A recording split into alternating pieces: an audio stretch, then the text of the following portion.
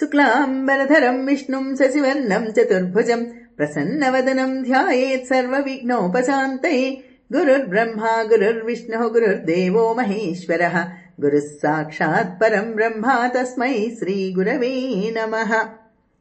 विदिताखिलशास्त्रसुधा जलधे महितोपनिषत्कथितार्थनिधे हृदये कलये विमलम् चरणम् भवशङ्करदेशिकमे शरणम्। करुणावरुणालय पालय माम् भवसागरदुःखविदूनहृदम् रचयाखिलदर्शन तत्त्वविदम् भवशङ्करदेशिकमे शरणम्। भवता जनता सुहिता भविता निजबोध विचारण चारुमते कलयेश्वर जीव विवेकविदम् भवशङ्करदेशिकमे शरणम्। भव एव भवानिति मे नितराम् समजायत चेतसि कौतुकिता मम वारय मोहमहाजलधिम् भवशङ्करदेशिकमे शरणम्।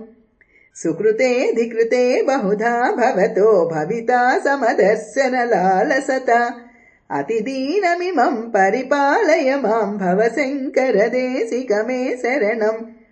जगतीमवितुम् कलिता कृतयो विचरन्ति महामहसश्चलतः अहिमां सुरिवात्र विभासि गुरो भवशङ्करदेशिकमे शरणम्। गुरुपुङ्गव पुङ्गरकेतनते समतामयताम् नहि कोऽपि सुधीः शरणागतवत्सल तत्त्वनिधे भवशङ्करदेशिकमे शरणम्।